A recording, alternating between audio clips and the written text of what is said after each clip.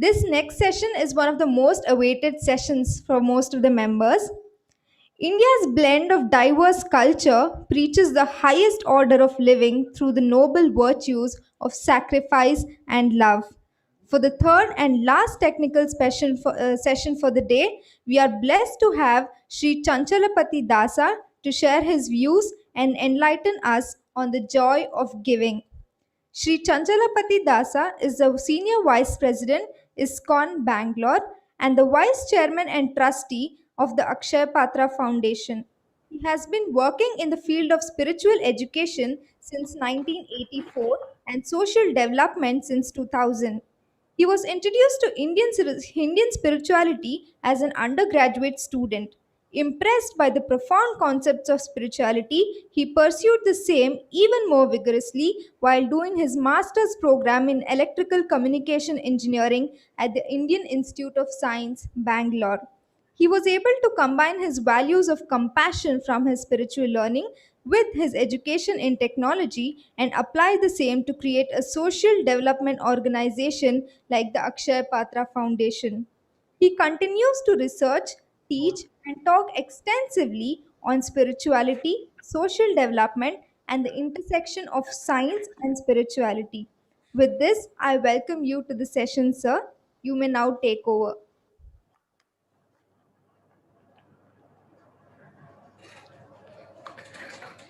Namaste. Good evening to everybody. I thank the organizers for having a session on this interesting topic. And I thank the introducer for her kind words of introduction.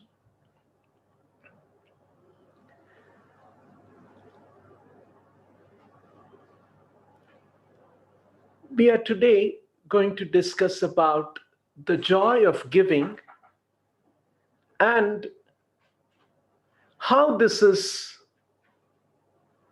in a very interesting way addressed in our Indian culture.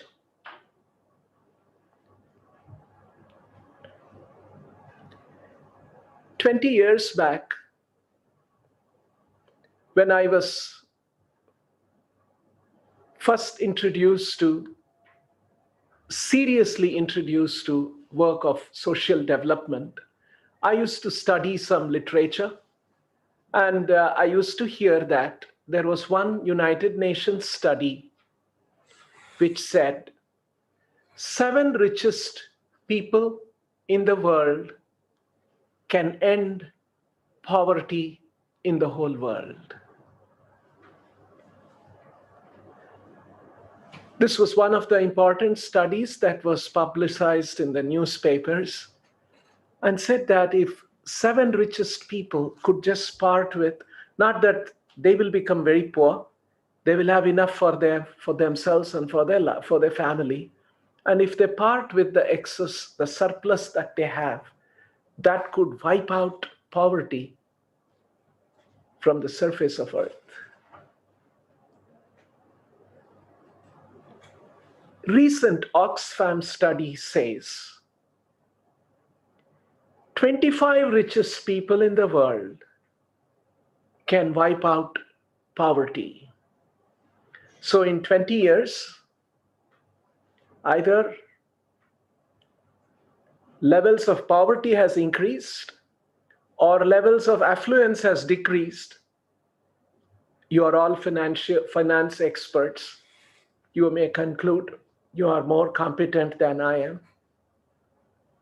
So today's study says that it requires 25 richest people in the world to wipe out poverty entirely from the surface of the earth. So from all of these, we can see that there is wealth concentrated in some people, and there is abject poverty at the other end of the spectrum. And we have to do something to balance this. In this context, I would just like to highlight on this planet, the most intelligent and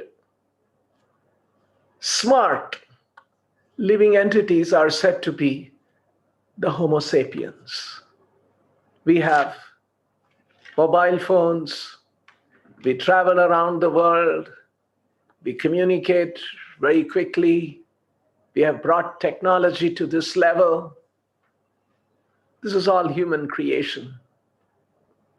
Definitely, it's an indication of superior intellect of the human beings. Now let's look at the animal kingdom.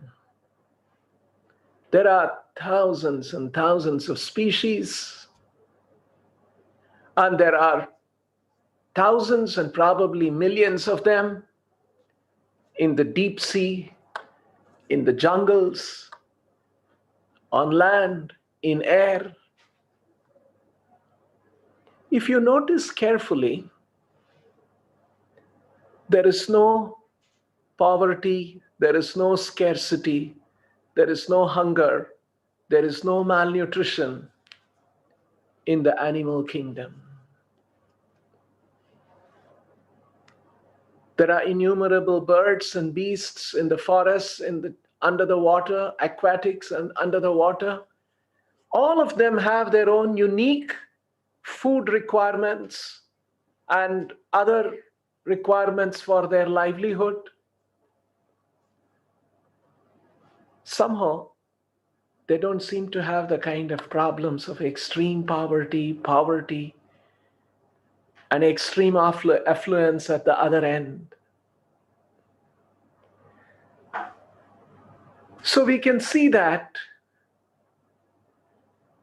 there is something going wrong in the society of the most intelligent species on earth, the human beings. Why is it that the animals who are supposedly self-organized in their own way don't have the kind of problems that we have in our society?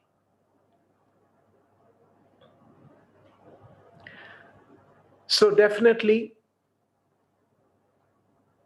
there must be more sharing. That is the very obvious conclusion that comes. Maybe there are more sophisticated solutions and discussions about that.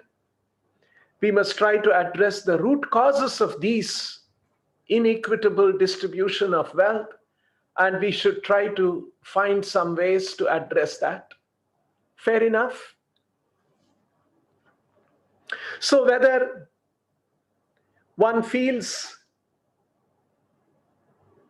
with reason and logic that I must share with those who are relatively in need of certain things in life, whether it is due to an impetus of compassion that I feel for someone who is less privileged,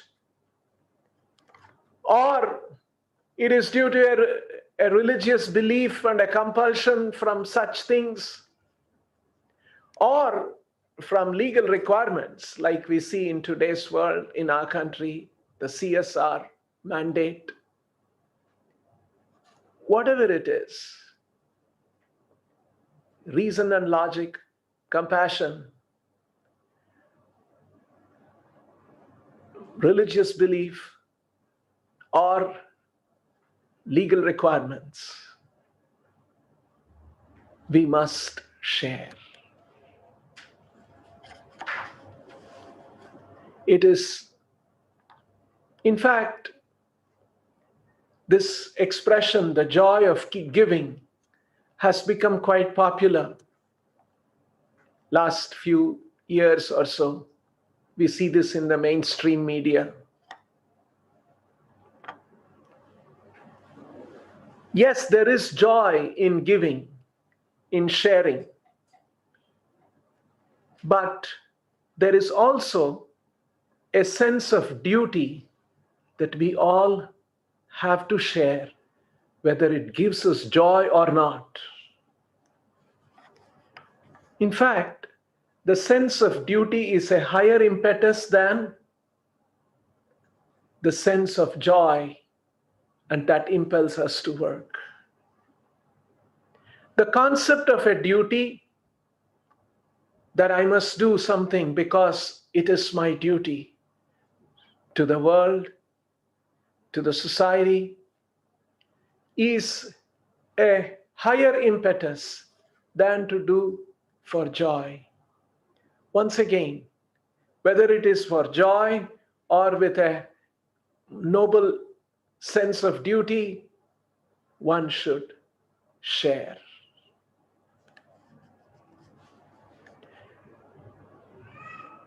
I'll give you another, before I come to the topic of Indian culture and how this sense of duty comes about. There was a boarding school, and the warden in the school was given a direction for some reason that a certain medicine had to be administered to all the children in the school. And the warden addressed the children and said that every few days we are going to give you this and you have to take this medicine. Some of the students were very serious about the whole thing, and when the medicine was given, they would take it. There was a large number of students who were children. Being children, they were very playful and not serious about it at all. And when they got the medicine, they would play around and maybe even throw it down the drain. So the warden and the caretakers of the children came to know of this. Then they were wondering how to ensure that these children take the medicine that they are supposed to take. They decided to introduce the medicine along with the food that the children have to take, and maybe increase the taste of the food a little bit, make it more sweeter or whatever, so that children definitely take the medicine. And once this system was introduced, there was no issue of children not taking the medicine because it became part of their food system. And hence they would naturally accept the medicine, and the medicine intake was happening. This is the method in which these acts of charity are introduced in Indian culture as part of human activity. In the Bhagavad Gita, Krishna says, Yagna Dana Tapasa should never be given up. Sacrifice, charity, and austerity. Pavanani Manishinam. This, even great souls are purified by these acts of yagna, dana, and tapasa. So what our learned ancestors in Indian culture have done, what the acharyas have created in Indian culture is, when there is a child birth, when there is the child eating grains for the first time in life, or when a person is getting married in life, or when they have a new home, or they visit places of pilgrimage, or they observe different festivals all through the year, there is an element of yagna, dana, and tapasa built into all of these activities of human society. And so, when people lead a life as our culture promotes, then automatically there is acts of yajna, dana, and tapasa. Now, as Krishna explained in the Bhagavad Gita, yajna dana tapasa natyajet pavanani manishinaha. This concept that yajna dana and tapasa purifies, it is an act of purification, which is an essential aspect of human life, is what the Bhagavad Gita teaches. And that is ingrained in our normal social activities in our country, which is part of Indian culture.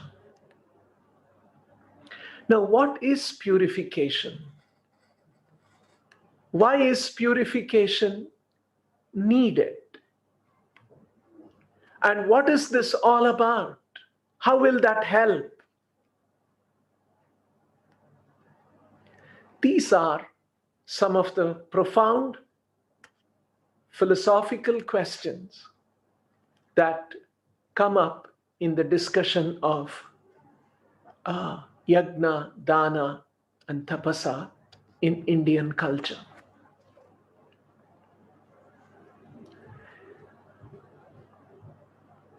The purpose is to find out what is the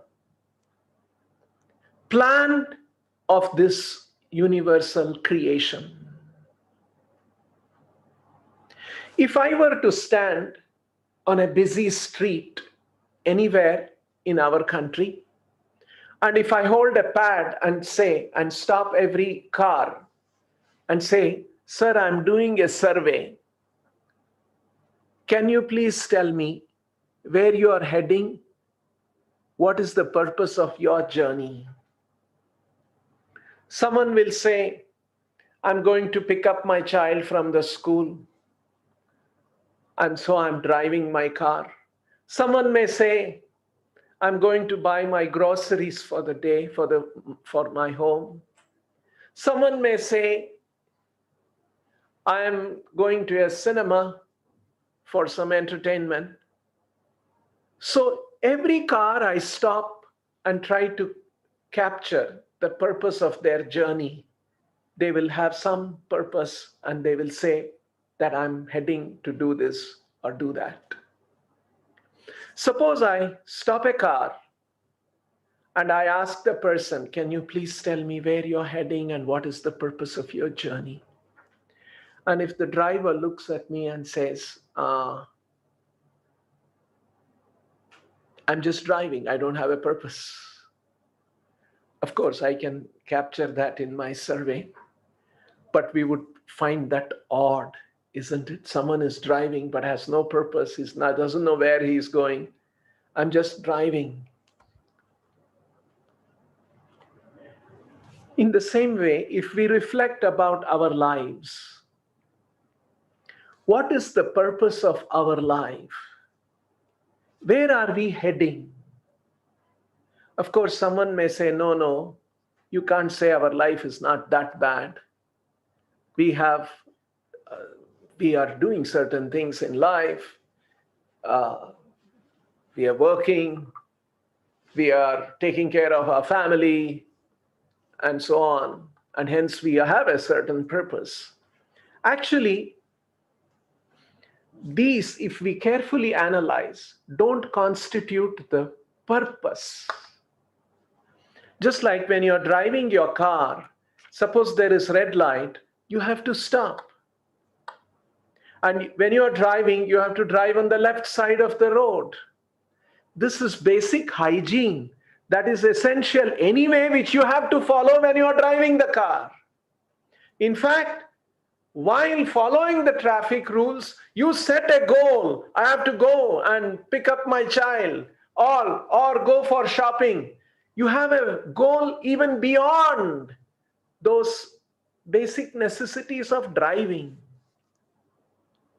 In the same way, while we maintain our families, do our business, or if somebody is a homemaker, taking care of the family members, while doing all of this, which we are anyway expected to do, we are supposed to have a goal and a purpose in life. Generally, people have not sufficiently thought about this, and they mistake that following the social obligation itself is the goal of life. That cannot be. Following traffic rules cannot be the goal of your journey. Following traffic rules is a part and parcel of our journey, but we have a goal beyond that. This subject in our culture, in Indian culture, is known as Brahma Jigyasa. In the Vedic literatures, it is said, all living beings conduct jignasa. Jignasa means to inquire, to explore, to investigate, to search, and to pursue. The Vedic literatures state that we all pursue four things, or all living entities pursue four things. Number one, ahara jigyasa. Animals do that. Birds fly long distances looking for food. Where is food? Pursuit of food. The second pursuit that all living entities get involved in are nidra jignasa, means a place for resting. We all need some place to rest. Animals can find some places in the jungles. Birds build their nests for their resting. And as human beings, we build our homes and apartments. Ahara jignasa, nidra jignasa. The third jignasa is called bhaya jignasa, or inquiry or pursuit of safety. In animals use their claws and their teeth in their pursuit of their safety. And in human society, we have more complex systems, law and order department, and many other kinds of arrangements for human safety. So ahara jignasa, bhaya jignasa, nidra jignasa, bhaya jignasa. And the fourth one is called maithuna jignasa, or in pursuit of mating. These are common to all living entities. The Vedic literatures urge us that beyond these four pursuits of human life, there has to be a fifth pursuit which is unique and extra to human beings. And that is known as the Brahma Jigyasa, or pursuit of higher purpose in life. And that pursuit of higher purpose is to understand what is the purpose of this creation? What is the purpose of this universe? Generally, people don't take this one very seriously, and become so absorbed in the other four jigyasa that keeps them so busy all their life, hardly they look for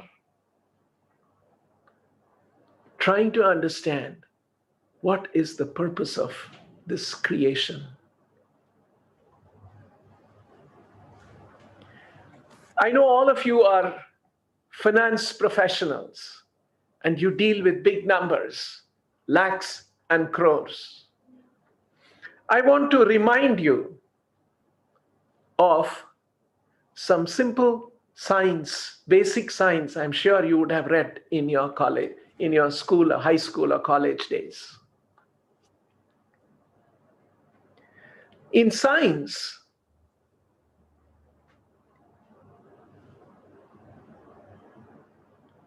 it is recognized that there are about 24 fundamental constants. I'll give an example. We have all heard about an electron in an atom. An electron has a charge, a negative electric charge. And there is a way to measure that electric charge of an electron. It's a very, very small charge, 10 power minus 13. It's like you all deal with big numbers, lakhs and crores of rupees in companies that you work or you audit. It is just that lakhs and crores, but it is in the denominator, one by that big number. So it's a very, very, very, very small charge. Similarly, the mass of an electron. Like this, the third one is the speed of light, the light that travels around us. Like this, the scientists have enlisted about 24 constants.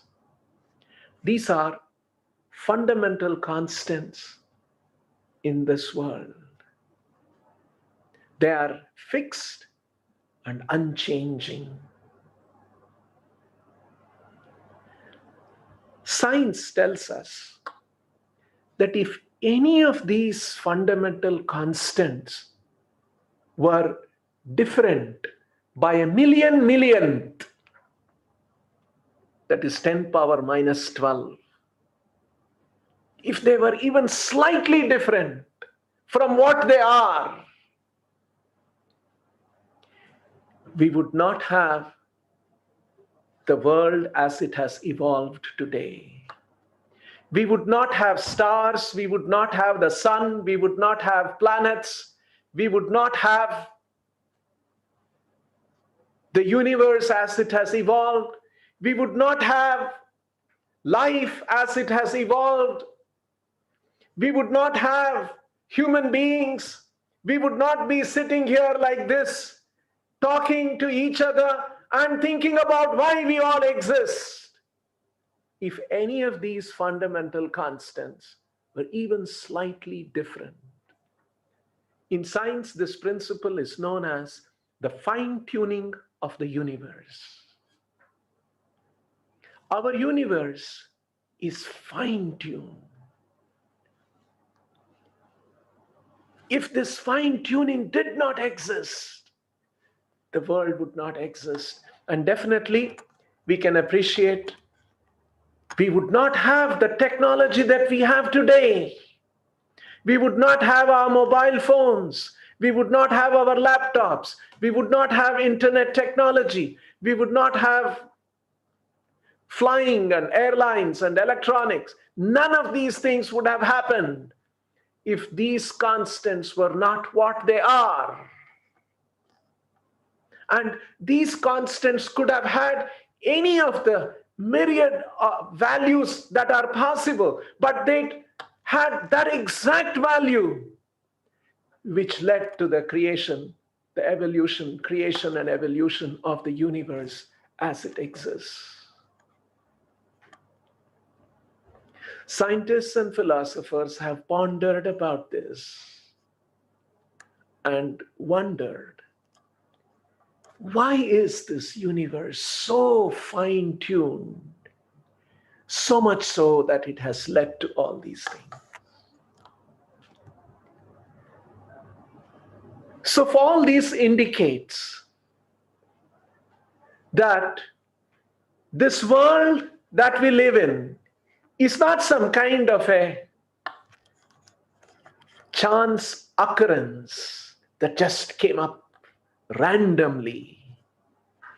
Just like when you look at the traffic system in our city, even though it is bad, nevertheless, we have all the vehicles moving on the left side and signals, red lights, stopping, and green lights, letting them go, and so on.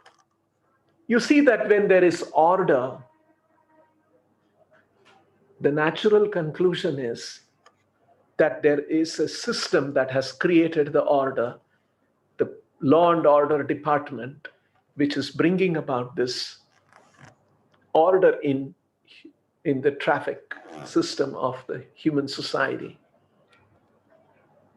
In the same way, when we see that there is a certain pattern of evolution and how things have happened, not randomly, but they are in an organized, ordered manner, that is an indication that there is some higher order in the society, in the universe. And Brahma Jigyasa, the fifth inquiry or pursuit, which is very unique to human beings, is to understand, appreciate, and benefit from that larger purpose and order that is prevalent in the universe. This is one of the important subject matter that comes up in the Bhagavad Gita. We are all familiar with the Bhagavad Gita. And in the first chapter of the Bhagavad Gita, Arjuna and Krishna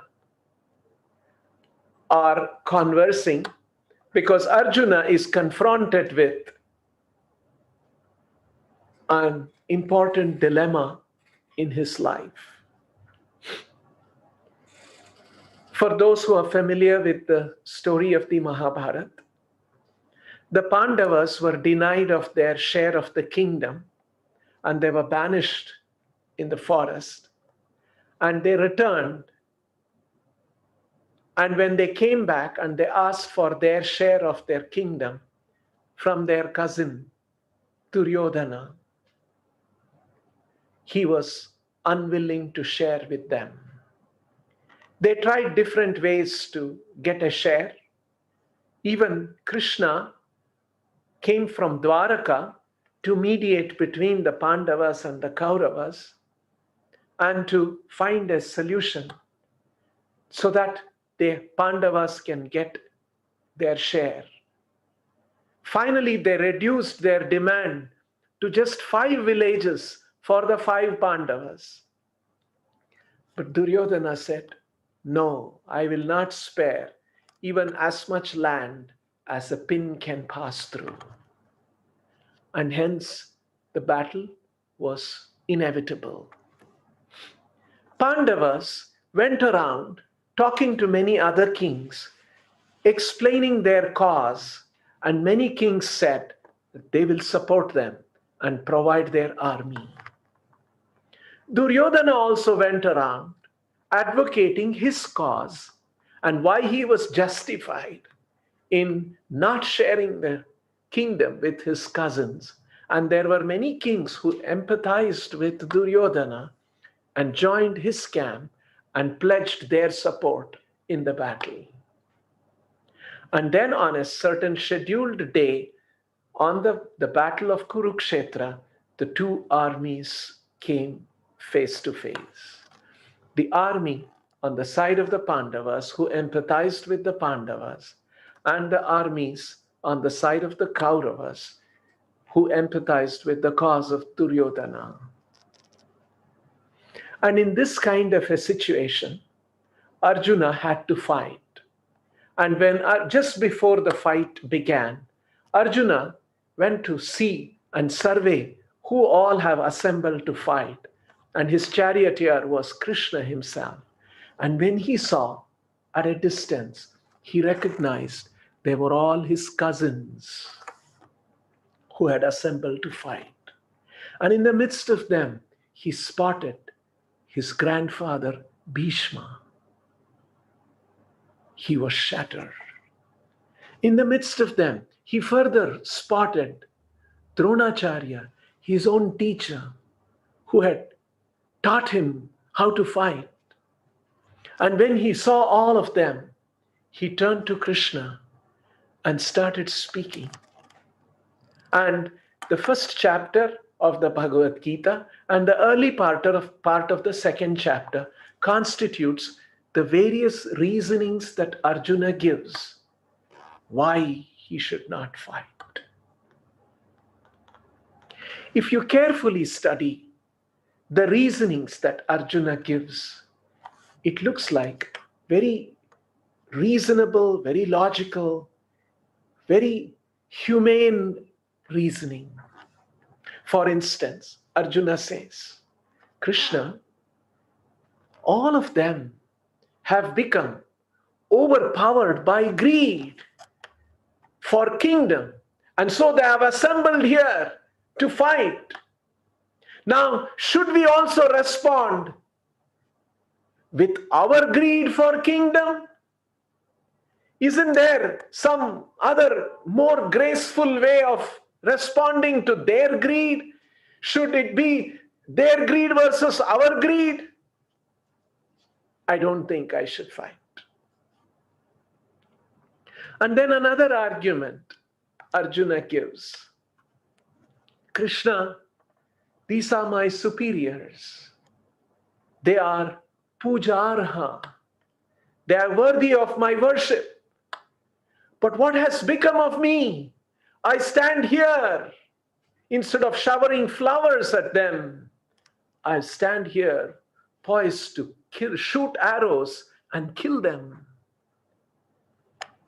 Definitely, I'm not going to fight. Then another argument, reasoning Arjuna gives. Krishna, if this battle were to happen, so many soldiers on our side, on their side, will be vanquished. When so many soldiers are killed, what will happen to their homes? Their wives and children will not have their husband, their father. And when so many homes, so many women have no protector, husband in their homes, what will happen to that society? There will be aggressive men who will commit adultery in that society, and all kinds of children will be born, and these children will not have the direction from the parents. And as a result, they will indulge in more and more sinful acts. And because of sin, there will be more suffering in the society, and I will be the cause of all of this. So if you analyze the different reasoning that Arjuna gives, very ethical, moral, humanitarian, dharmic, if you carefully read those arguments, you will almost conclude that yes, this battle should not happen. Arjuna should go back, the Pandavas should go back probably to the forest and let Duryodhana rule the kingdom. It was in this kind of a situation Krishna speaks the Bhagavad Gita. And some commentators say that Krishna spoke for about 45 minutes, maybe 1 hour. And at the end of that conversation between Krishna and Arjuna, Arjuna decides to fight.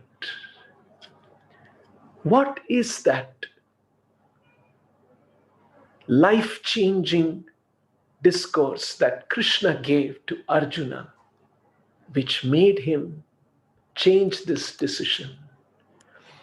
another line of argument which was superior to the humanitarian, ethical, moral, dharmic reasoning that Arjuna had already advanced and concluded that he should not fight.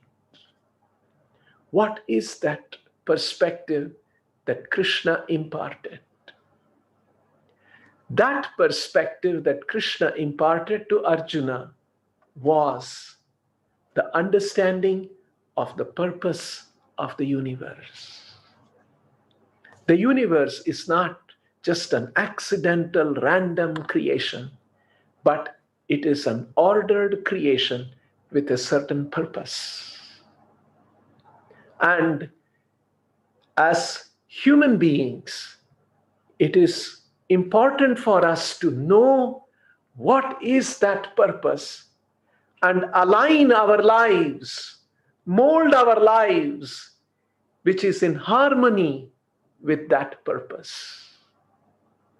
Unfortunately, when that higher purpose and that higher understanding is not there, and we try to figure out life in our own way, invariably greed, animosity, hatred, all of this overtakes us, and we will have a society like we have now.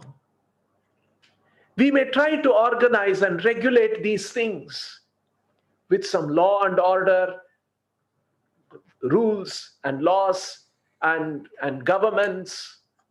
But because at heart, these impurities of greed, lust, passion, anger, these things are there in the heart of an individual, it will continue to manifest in different activities of human society, even within a regulatory system, even within a regulated system. And as a result, there will always be there will always be disturbances in the human society. This is the perspective that Krishna imparts in the Bhagavad Gita, that there is a universal purpose for this creation, and we must become aware of it. We must organize our life, whether it is our personal life, whether it's our professional life, whether it's our community life, whether it is public policies, whether it is economic policies, whether it is international policies. If all of these are in line with the larger purpose of the universe and the purpose of creation, we will be able to bring a new kind of an order, individually or in our community or in our country or in the world. This is the purification that Krishna talked about. The purification which will bring about understanding of the larger purpose and intent of life, of all creation, so that we will be able to lead a life that is in harmony. The difference between animal society and human society is that animal society is largely regulated by nature. The difference between a human being and an animal is a human being has free will to act in a certain way. Animals are programmed to lead a life in a certain way by higher arrangement of nature, and hence they do not disrupt largely the arrangement in nature, and hence by and large, there is a lot of harmony in their existence. Human beings, on the other hand, have got a certain free will by which they can think and organize and act in a certain way. And hence, human beings have to be guided with this higher knowledge of the purpose of creation. And if the purpose of creation and the larger intent of the universal creation is not directing human society, then invariably they will be directed by greed and lust and other base qualities. And we may try to find cooperative living with all of those impurities in the heart, and that will only be a patchwork solution. There is another interesting uh, quote by from the United Nations, because United Nations from its inception have been trying to avoid wars between countries.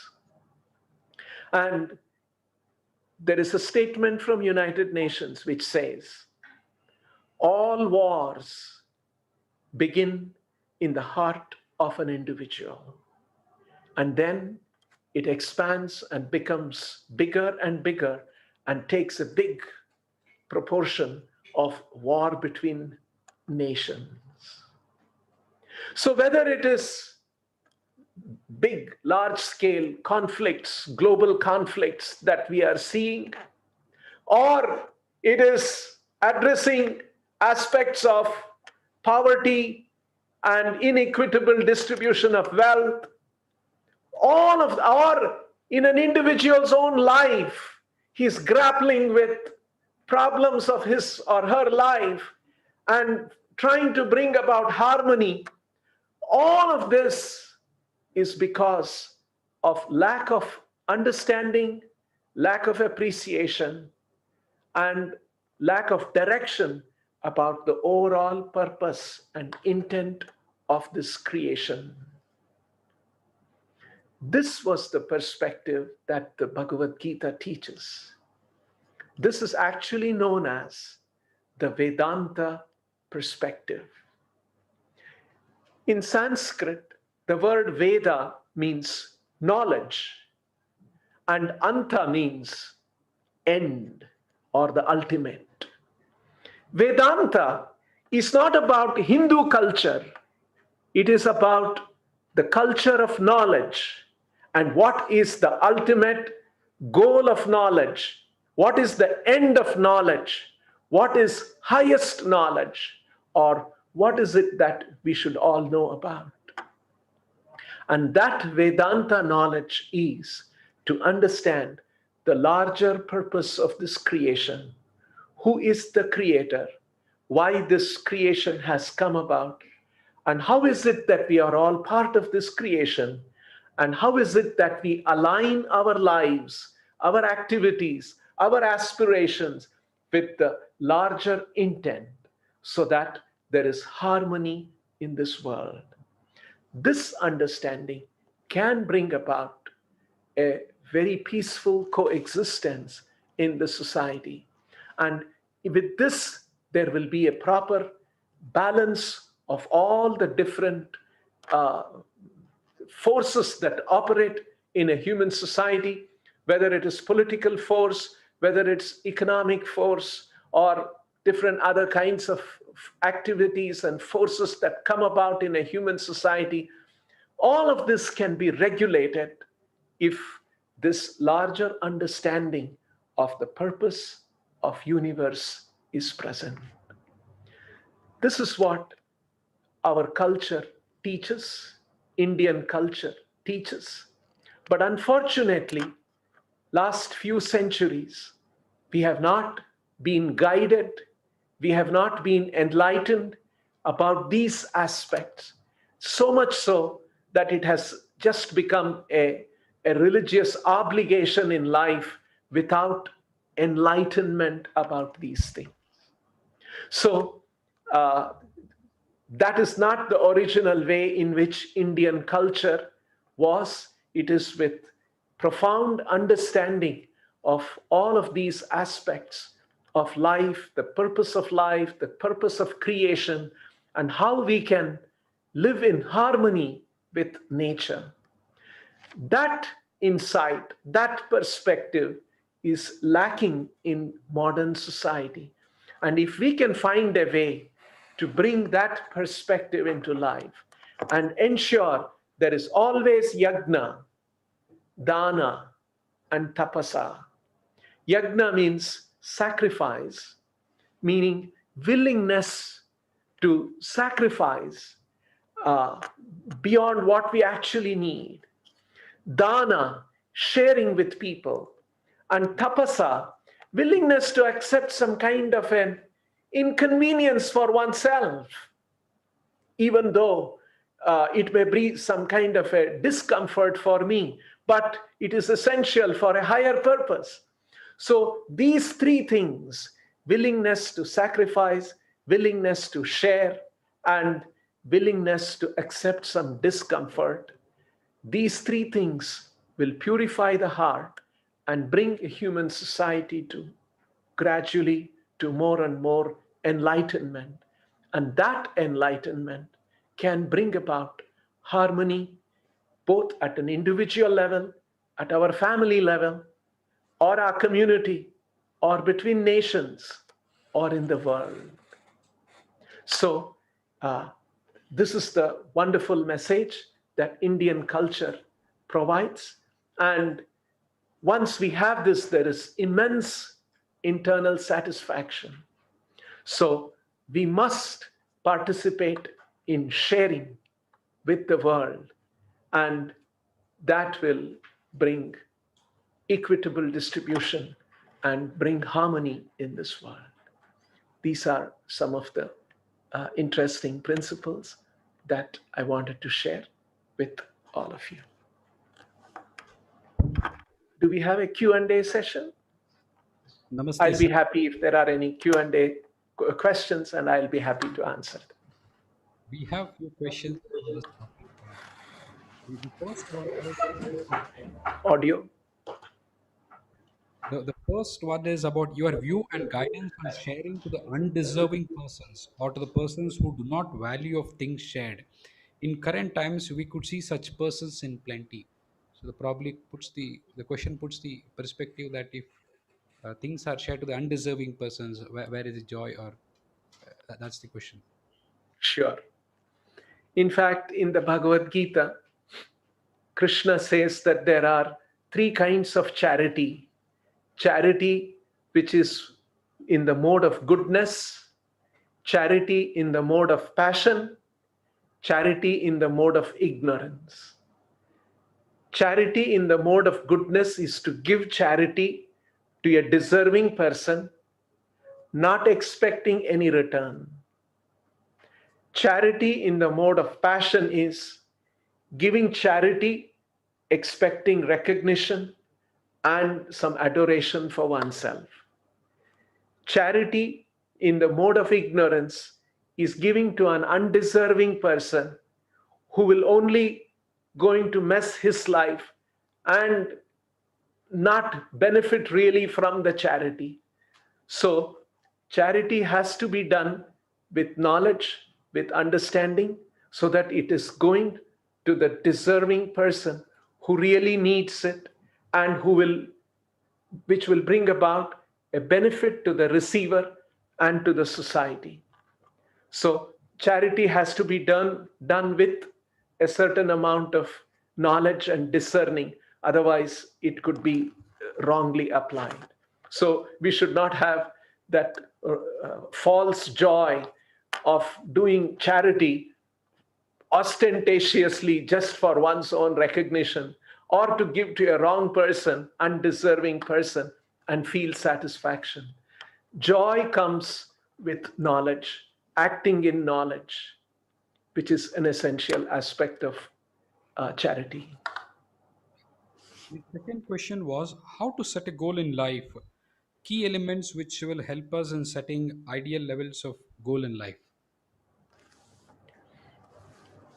Very interesting. We must have a goal for decent living. And whatever it takes for our decent living to meet our needs and our family needs, one should have that as the goal. And one should also have a goal of spiritual pursuits, like we have been talking about. What is the purpose of this creation? What am I expected to do? Just like, for instance, if I join a company, as soon as I join an organization, there is an orientation, there is an induction program where I'm told, what is this company about? What are we going to do? And what is expected of you in that company? I'll be told. In the same way, this universe into which we are all born into is like a large organization. And there is a certain purpose in this creation. If we are, unfortunately, we come into this universe, but we are not sufficiently inducted, sufficiently oriented about these things. And so there is a certain purpose of realizing who we are, what is the intent of this creation, which is the spiritual pursuit. So along with our material pursuit of material well-being, we should set a little time of ourselves in spiritual pursuits. And actually, as human beings, we are all capable of that. We run our lives on multiple tracks. Or I'm sure all of you who are listening, you're all professionals. You have a professional life. But when you go home, you also have a personal life where you look after your family and children. You may also have another track where you are pursuing some passion of yours, like, say, music or something else. So we run our lives on multiple tracks. We are already familiar with that. We must also fire a new track, an important track called spiritual development. Just like we think about our physical development, mental development, intellectual development, cultural development, there should be a track of spiritual development, which is understanding the larger purpose of life and how do I align myself with that. So this should be part of our goal setting. And if that is also pursued, then we will have a more enriched, more fulfilling, more satisfying life. The third question was about the word joy and the whole joy of giving. What is this word joy by definition? Is it the glory? Is it the happiness? Or is it something extrinsic, very intrinsic in nature? Where does the word joy fit into when it is in sharing? Because there is some amount of order in this chaotic world when we talk about extrinsic joy. But what is the joy of sharing? What is a joy? All living beings are pleasure seeking. We are all seeking joy and happiness. That's the principle. Now, if there is any inconvenience, we try to circumvent that. We want to avoid that. As human beings or as any living being, we are all pleasure seeking. But generally, when there is not much of an enlightenment, pleasure seeking is at a very sensual level. And that sensual pleasure seeking is actually equivalent to animal life. As human beings, we must discover higher kinds of pleasure. And one of the higher kinds of pleasure is to share. And when we share with somebody who lack that, there is an intrinsic joy of sharing. And this sharing could be gross items like necessities of life, which when people are deprived, which is very essential. In fact, it is the duty of the government systems to ensure that people are provided with the basic necessities of life. But we have complications, especially in our country, a large country diverse country. Our governments are struggling and trying to figure out how to meet that to the best of their ability. Fair enough. Then there is also sharing of knowledge, sharing of higher understanding. So that when we share that and when we see that we have helped somebody and benefited somebody, there is an intrinsic joy of doing that. And so sharing is something that that should be part of our seeking of happiness, not just the sensual happiness for oneself. So when one is very selfish, or one extends that selfishness to within our family members, even that is a kind of a selfishness and an extended selfishness. But we have to go beyond that and share with people who are in need. And there is joy in that. It has to be experienced. The proof of pudding is in eating it. And so I would say, please share, and you will see the joy, and you will experience the joy of sharing. Thank you, sir. With this, we come to the end of the special session, and well, let me formally put a vote of thanks to the special session. With equal humbleness, it's my privilege and pride to bid a vote of thanks to the special session speaker, Sri Chanchalapathi Das, who shared a spellbound session on the topic Joy of Giving and All Inclusive Indian Culture. Certain truths exist amongst us. We fail only to recognize them. It needs reaffirmation of our duty, and there is a joy, or what you call it as duty to share. This session was a reaffirmation of such of those duties, or probably the joy of sharing. The Indian culture is very mature in its own way. Our history probably goes back to thousands of years. When the words lingered like Jignasa or Vedanta, it only brings pride that we are all part of such a culture. With this profound session, I extend my sincere appreciation in sharing and enlightened knowledge. We look forward for your speeches in further programs and conferences of Karnataka State Chartered Accountant Association, sir. Thank you. Thank you. Namaste.